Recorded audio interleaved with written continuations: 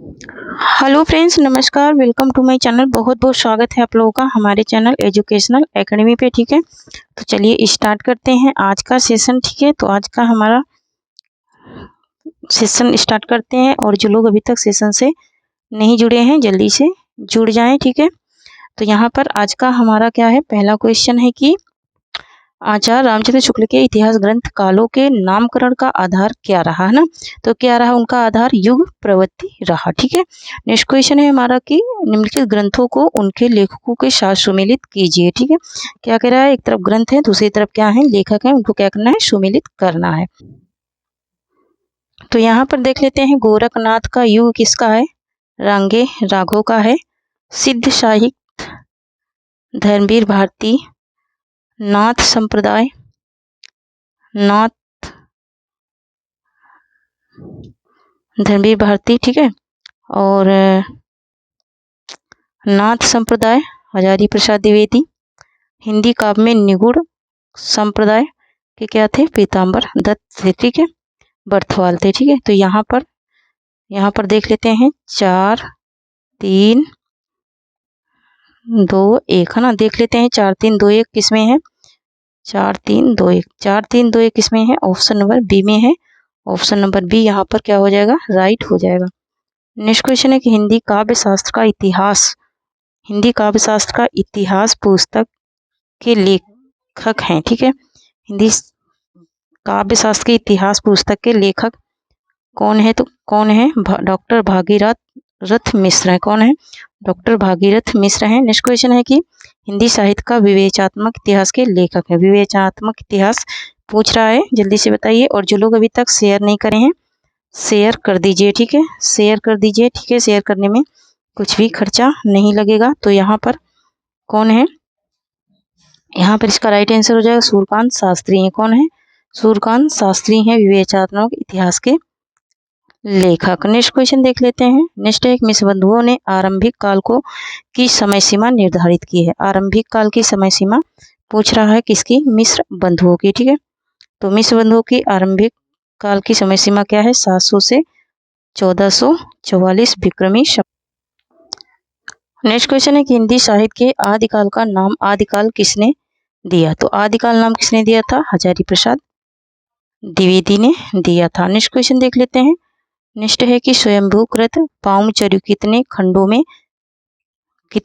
कांडों वाला महाकाव्य है। ठीक है, पाउमचर्य जो है कितने कांडों वाला महाकाव्य है, तो ये 5 कांडों वाला महाकाव्य है। नेक्स्ट क्वेश्चन देख लेते हैं। नेक्स्ट है, पृथ्वीराज रासो के अनुसार पृथ्वीराज के पिता का नाम ज्ञात होता है। पृथ्वीराज के पिता का नाम क्या ज्ञात होता है, ये पूछ रहा है। ठीक है, तो यहाँ पर इसका राइट आंसर हो जाएगा हमारा सोमेश्वर। क्या हो जाएगा, सोमेश्वर हो जाएगा। ठीक है, नेक्स्ट क्वेश्चन देख लेते हैं। नेक्स्ट क्वेश्चन है, संयोगिता किसकी पुत्री थी। जो संयोगिता थी वो किसकी पुत्री थी, तो ये राजा जयचंद की पुत्री थी संयोगिता। नेक्स्ट क्वेश्चन देख लेते हैं। नेक्स्ट है कि सिद्धों की साधना में शून्य का पूरक तत्व था। ठीक है, सिद्धों की साधना में शून्य का पूरक तत्व क्या था, तो ब्रज था। क्या था, ब्रज था शून्य का पूरक तत्व।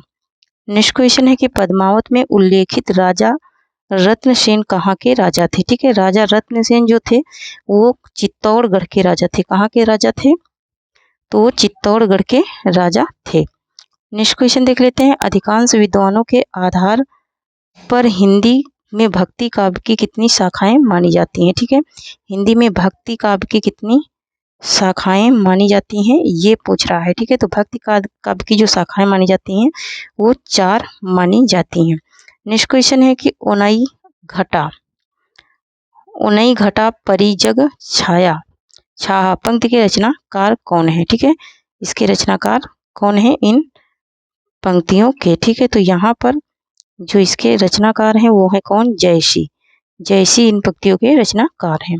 नेक्स्ट क्वेश्चन है कि मलुकदास का जन्म स्थल है। ठीक है, मलुकदास का जो जन्म स्थल है वो वर्तमान में प्रयागराज का कड़ा है। क्या है, प्रयागराज का कड़ा है। नेक्स्ट क्वेश्चन है, निम्नलिखित में से कौन सा कथन संत काव्य के संदर्भ में सही नहीं है। ठीक है, संत काव्य के संदर्भ में सही नहीं है। संत काव्य की भाषा जन सामान्य की भाषा है। संत काव्य में शास्त्रीय ज्ञान को परम आवश्यक माना गया, यही सही नहीं है। ठीक है, ऑप्शन नंबर बी जो है यही सही नहीं है। बाकी यहाँ पर संत काव्य आत्मानुभूति पर अधिक बल देता है, ये भी सही है। संत काव्य में धार्मिक रूढ़ियों और परंपराओं के आधुनिकरण का विरोध होता है, ये भी बात सही है, लेकिन यहाँ पर ऑप्शन नंबर बी सही नहीं है। नेक्स्ट क्वेश्चन देख लेते हैं। नेक्स्ट है कि साधना के तीन अवयव बताए गए हैं, निम्नलिखित में से कौन सा साधना का अवयव नहीं है। ठीक है, कौन सा जो है वो साधना का अवयव नहीं है, ये बात यहाँ पर पूछी जा रही है। ठीक है, तो अवयव कौन सा नहीं है, तो यहाँ पर जो मन है ये साधना का अवयव नहीं है। ठीक है, नेक्स्ट क्वेश्चन है कि जो नर दुख में दुख नहीं माने, जो नर दुख में दुख नहीं माने किसकी प्रसिद्ध पंक्तियां हैं, तो ये गुरु नानक की प्रसिद्ध पंक्तियां हैं। नेक्स्ट क्वेश्चन देख लेते हैं। नेक्स्ट है कि इंसानियत एक प्रसिद्ध सूफी शब्द है जिसका अर्थ होता है। ठीक है, इंसानियत क्या है, एक प्रसिद्ध सूफी शब्द है जिसका अर्थ क्या होता है, ये पूछ रहा है। तो यहाँ पर कृपालुता होता है, क्या होता है, कृपालुता होता है। नेक्स्ट क्वेश्चन है कि राम कथा उत्पत्ति और विकास नामक समीक्षात्मक ग्रंथ के लेखक हैं। ठीक है, राम कथा उत्पत्ति और विकास नामक समीक्षात्मक ग्रंथ के लेखक कौन है, ये बात यहाँ पर पूछ रहा है। तो यहाँ पर इसका राइट आंसर हो जाएगा फादर कामिल बुल्के हैं। नेक्स्ट क्वेश्चन देखते हैं। नेक्स्ट है कि राम को काम कहाँ रिपु तिजही कौन कबे रिपु तीजो कहाँ, उपयुक्त पंक्ति किस कवि की हैं। ठीक है, ये पंक्तियां जो हैं वो किस कवि की हैं, तो ये हैं केशव दास की।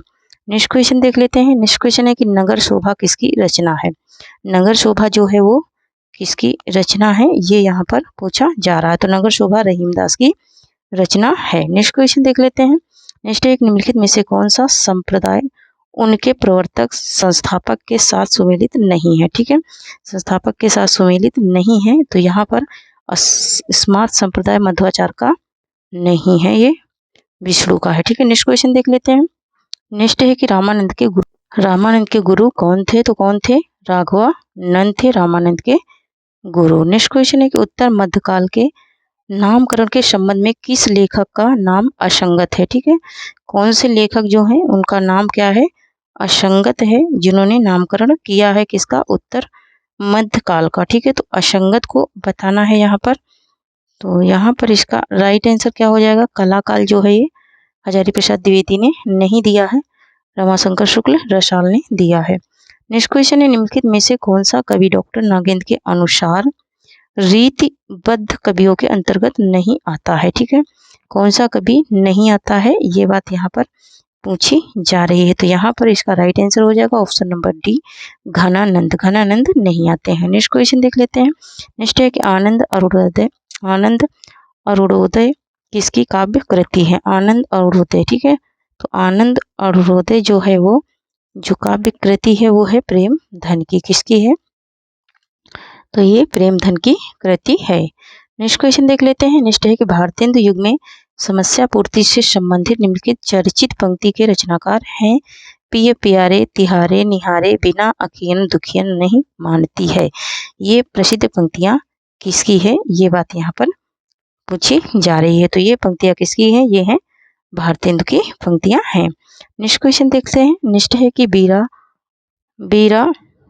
स्टक तथा कल काशी रचनाओं के रचनाकार हैं, कल काशी रचनाओं के रचनाकार कौन है, तो कौन है, जगन्नाथ दास रत्नाकर है। नेक्स्ट क्वेश्चन देख लेते हैं।